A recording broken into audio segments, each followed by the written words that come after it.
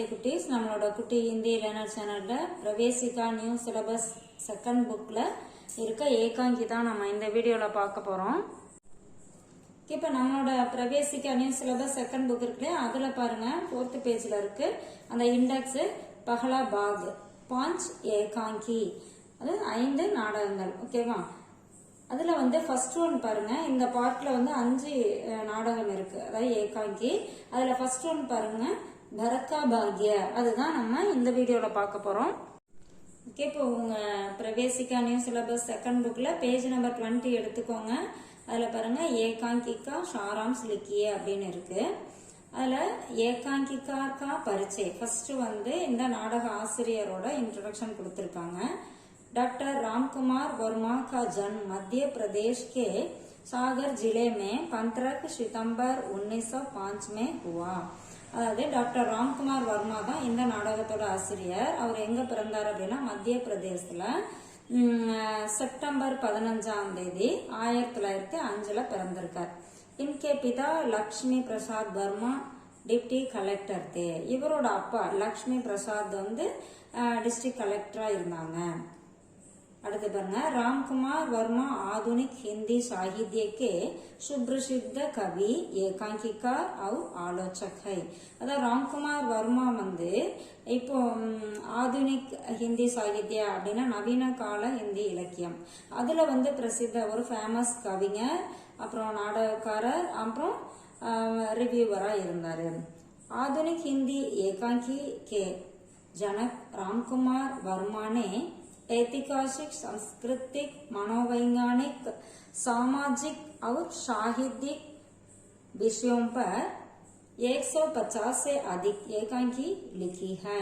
அதாவது நவீன இலக்கியத்தின் படைப்பாளராக இருந்த ராம்குமார் வர்மா இருக்காங்க இல்லையா, அவங்க வரலாறு சார்ந்த, அப்புறம் சம்ஸ்கிருத்திக் அப்படின்னா கலாச்சாரம், மனோவைஞானிக் பொழுதுபோக்கு அம்சங்கள், சாமாஜிக் சாகித்யிக் விஷயம் பர், அதாவது சமுதாயம் அப்புறம் இலக்கியம் சார்ந்த 150 அதிக் ஏகாங்கி லிக்கி ஹை. அதாவது இதெல்லாம் இந்த விஷயங்களை பத்தி 150க்கும் அதிகமான நாடகங்களை எழுதியிருக்காரு. 1921 तक आते आते युवक रामकुमार गांधी जी के असहयोग आंदोलन में शामिल हो गए. அதாவது 1921 அது வரைக்கும் அந்த இயர் வர அவர் என்ன பண்றாரு, இந்த இளைஞரான ராம்குமார் என்ன பண்ணாரு, காந்திஜியோட அசஹயோக் ஆந்தோலன் அப்படின்னா ஒத்துழையாமை இயக்கத்துல சேர்ந்தாரு. உன்கே பிரமுக் ஏகாங்கி சங்கிரகை, இவரோட முக்கியமான நாடக தொகுப்புகள் என்னென்ன அப்படின்னா பிருத்விராஜ் கி ஆங்கே, ரேஷ்மி டாயி, சார் ஐதிஹாசிக் ஏகாங்கி, ரூப்ரங் ஆதி, இதெல்லாம் அவரோட நாடக தொகுப்புகள், மிகச்சிறந்த நாடக தொகுப்புகள்.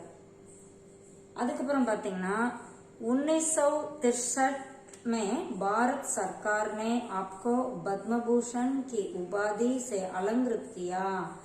அதாவது 1963ல இந்திய அரசாங்கம் அவருக்கு பத்மபூஷன் அப்படிங்கிற விருது கொடுத்து அவரை சிறப்பிச்சாங்க. அடுத்தது சாராம்ஸ். இப்ப ஏகாங்கிகாரோட அவரோட இன்ட்ரோடக்ஷன் இது வரைக்கும் பார்த்துட்டோம். இப்போ இந்த நாடகத்தோட சாராம்ஸ் என்ன அப்படின்னு பார்க்கலாம். 14 साल का वनवास पूरा हो जाने के बाद ராம் சப்கே சாத் அயோத்தியா லவுட்னே வாலே தே. அதாவது ராமர் 14 வருஷம் வனவாசம் போயிருந்தார் இல்லையா, போயிட்டு திரும்பக்கூடிய காலம் வர இருந்தது. इससे भरत अत्यंत भावुक और आनंदमय रखता है. இதனால பரதன் ரொம்ப சந்தோஷமா ஆனந்தமயமா ரொம்ப மகிழ்ச்சி திளைப்போட இருந்தாரு.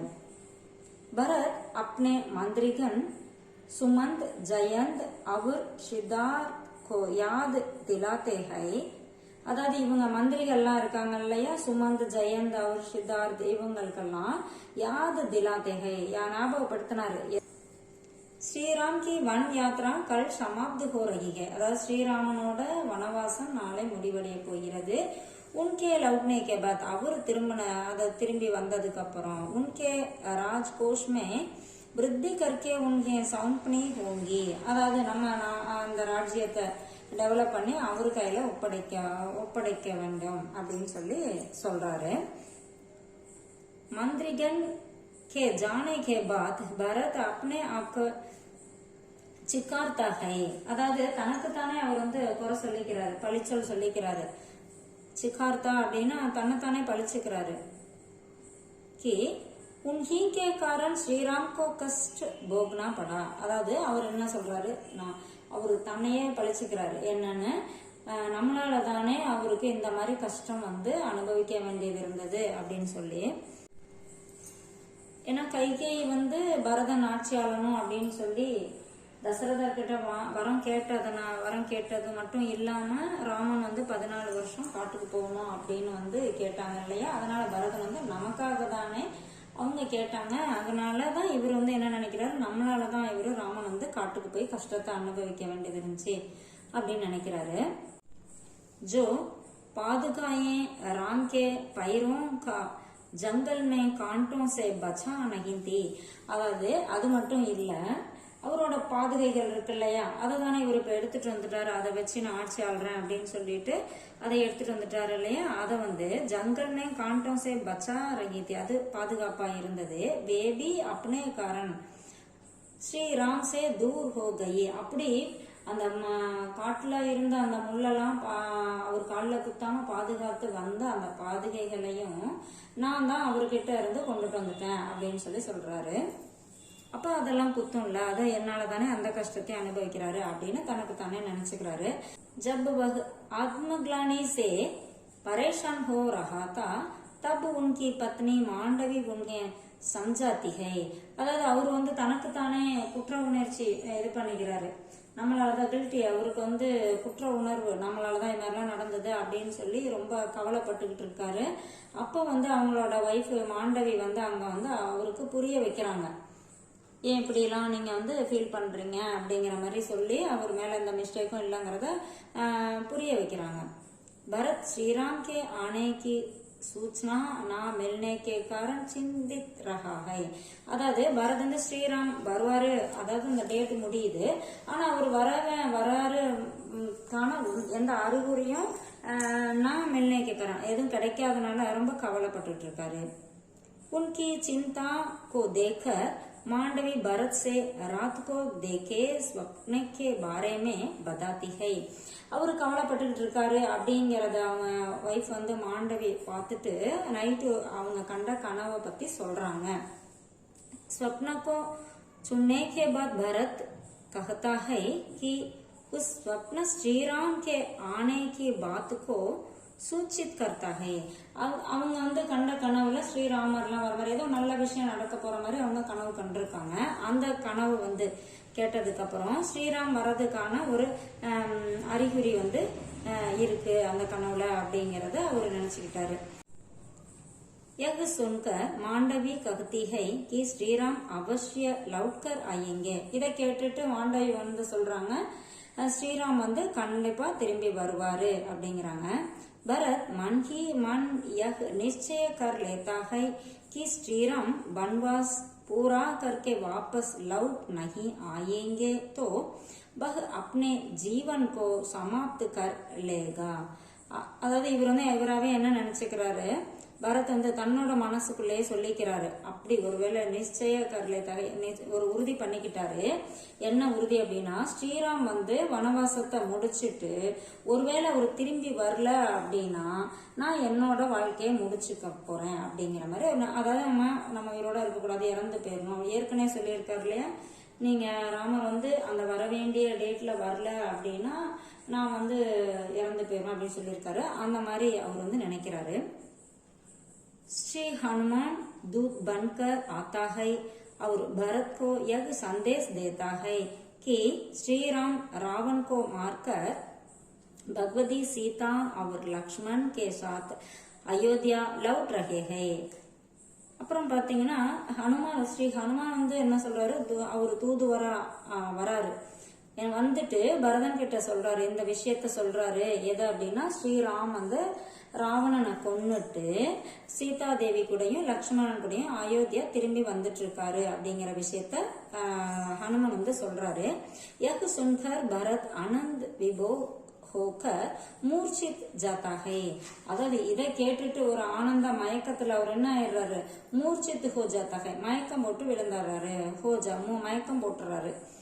होश में आने के बाद भरत मांडवी से कहता है कि सभी माताओं को यह शुभ समाचार देना है कि श्री राम 14 वर्ष की वन यात्रा समाप्त करके लौट रहे हैं. அவர் இந்த ஹோஷ்மே ஆனே கே பாத் அப்படின்னு அந்த மயக்கத்துல இருந்து தெளிஞ்சதுக்கு அப்புறம் அவர் மாண்டவி கிட்ட சொல்றாரு, எல்லா அம்மாக்கள் இருக்காங்க இல்லையா, 3 பேர் இருக்காங்க, அவங்க கிட்ட இந்த சுப சமாச்சாரம் அப்படின்னா சந்தோஷமான விஷயத்த சொல்றாரு. ஸ்ரீராம் 14 வருஷம் அந்த வனவாசத்தை முடிச்சுட்டு சமாப்து கற்கே முடித்து விட்டு லவுட் ரகையே திரும்பி வந்துட்டு இருக்காரு அப்படிங்கிற விஷயத்த சொல்றாரு.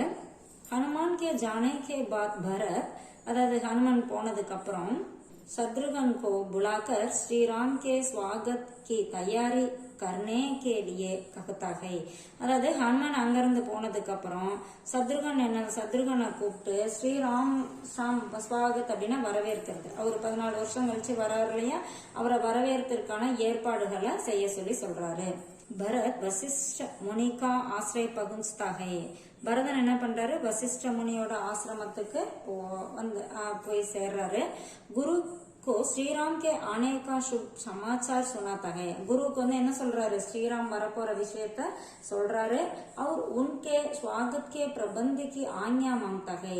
அது மட்டும் இல்லாம அவரை வரவேற்கிறதுக்கு ஏற்பாடு செய்யறதுக்கான அவர்கிட்ட இருந்து அனுமதியையும் வாங்கிட்டாரு. கூடவே साथ ही गुरुवर भरत से वल्कल वस्त्रों से मुक्त होने की सलाह देते हैं. கூடவே அவர் என்ன பண்றாரு, அந்த வல்கல் வஸ்திரம் அப்படின்னா அந்த துறவியான ஒரு ட்ரெஸ் போட்டுக்கிறாங்க இல்லையா, அது ராமன் லக்ஷ்மணன் எல்லாம் சீதா எல்லாம் அந்த மாதிரி தான் போட்டிருக்காங்க. பரதன் என்ன பண்ணாரு, அந்த மாதிரி ட்ரெஸ் தான் அவரும் உடுத்திக்கிறாரு. அதெல்லாம் என்ன சொல்ற, முக்த் ஹோனேக்கு சலாஹ் தேத்தே, அதையும் விட்டுற சொல்லி அறிவுறுத்துறாரு. அடுத்தது பரத் शत्रुघ्न के कक्ष में पहुंचकर यह शुभ संदेश देता है.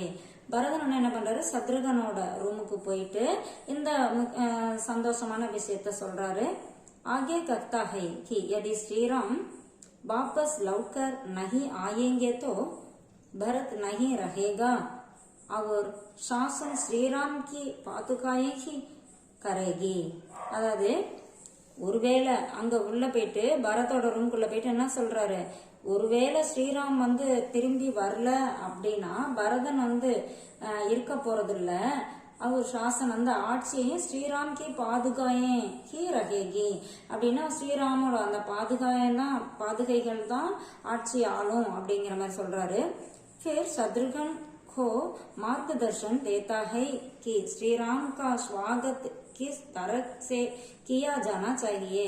இத சொல்லிட்டு அதுக்கப்புறம் சத்ருகன் கிட்ட சத்ருகனை வழி நடத்துறாரு, எப்படி நம்ம ராமனை வரவேற்கணும் அப்படிங்கிற விஷயத்த சொல்லி வழி நடத்துறாரு. नंदी ग्राम में भरत शत्रुघ्न तथा सभी जन अपने अपने स्थान पर बैठे हैं. அதாவது நந்தி கிராம் அப்படிங்கிற இடத்துலதான் ஸ்ரீராமர் லக்ஷ்மணன் சீதாலாம் இறங்க போறாங்க. அந்த இடத்துக்கு போயிட்டு எல்லாம் அவங்கவுங்க இடத்துல உட்கார்ந்து இருக்காங்க. तब पुष्पक विमान की आवाज सुनाई पड़ती है. அப்ப पुष्पक விமானத்தோட சவுண்ட் வருது. विमान से श्रीराम सीता और लक्ष्मण उतर कर आते हैं. அப்போ அந்த விமானத்துல இருந்து ஸ்ரீராமன் சீதா லக்ஷ்மணன் எல்லாம் இறங்கி வராங்க. பரத் ராம் கே சரணோं में गिर पड़ता है. பரதன் என்ன பண்றாரு, ராமனோட கால்ல விழறாரு. भरत ऊपर उठाते हुए श्री राम कहते हैं कि उसका शरीर शुष्क हो गया है. அதாவது காலில் விழுந்தோடனே அவரை உடம்ப பிடிச்சி அப்படி தூக்கி விடும் போதே சொல்றாரு, என்ன நீ இப்படி இழைச்சி போயிருக்க அப்படின்னு சொல்றாரு.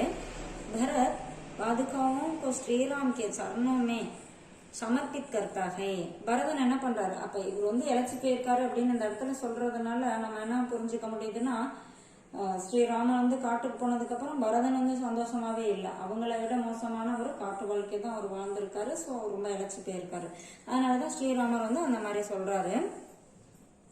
உடனே பரதன் என்ன பண்றாரு, அவரோட அந்த பாதுகைகள் இருக்கு இல்லையா, அதை ஸ்ரீராமனோட அந்த சரணங்கள் பாதங்கள்ல கொண்டு சமர்ப்பிக்கிறாரு. श्री राम भरत से यह कहते हैं कि भरत ने लोक வேத் கி மரியாதை ரக்கி ஹை. அதாவது ஸ்ரீராம் வந்து பரத் கிட்ட சொல்றாரு, இந்த நாட்டோட அந்த மரியாதையை வந்து நீ காப்பாத்தி வச்சிருக்க அப்படின்னு சொல்றாரு. ஏன்னா அந்த நாட்டுக்குன்னு ஒரு சில நெறிமுறைகள் இருக்கு இல்லையா, அதெல்லாம் கரெக்டா ஃபாலோ பண்ணி இருக்கிறதுனால அப்படி சொல்றாரு. ஆகிய ராம் ககத்தேகே. மேலும் அவர் என்ன சொல்றாரு, பரத் கே பிரேம் கி விஜய் கி ஸ்மிருதி மே யஹ் தின் சிஸ்மரணீய ஹோகா. அதாவது பரதனோட இந்த அன்போட வெற்றி இருக்கு இல்லையா, அந்த நினைவு வந்து என்னைக்கும் அது வந்து மறக்க முடியாத, ஒரு நீண்ட காலம் மறக்க முடியாததா இருக்கும் அப்படின்னு சொல்றாரு. மகாராஜ் ராமச்சந்திர ஜி கி ஜெய்ஹோ. அதாவது மகாராஜா ராமச்சந்திரனுக்கு வெற்றி. சங்கோ கி துவனி. அதாவது சங்குகளோட முழக்கம், சவுண்டு. அவர் துர்கியோ கே பஜ்னே கே கோலாகல் கே சாத். அதாவது அந்த வாத்தியங்கள் இதெல்லாம் கோலாகலமா முழங்குது இல்லையா, அதோட சேர்ந்து அந்த பர்தா விழுந்துருது அப்படிங்கிறாங்க. அதாவது இப்ப நாடகம்லாம் முடிஞ்சோடனே ஸ்கிரீன் போடுறாங்களே, அதை தான் சொல்றாங்க. ஓகே குட்டீஸ், இப்போ இந்த ஏகாங்கி 5 இருக்கு இல்லையா, அதுல ஃபர்ஸ்ட் ஒன் வந்து நம்ம இந்த வீடியோல பார்த்துருக்கோம்.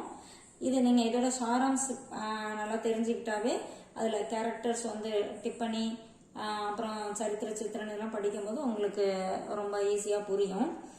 ஸோ இது உங்களுக்கு ரொம்ப யூஸ்ஃபுல்லா இருக்குன்னு நினைக்கிறேன். ஓகே குட்டீஸ், all the best, see you, bye.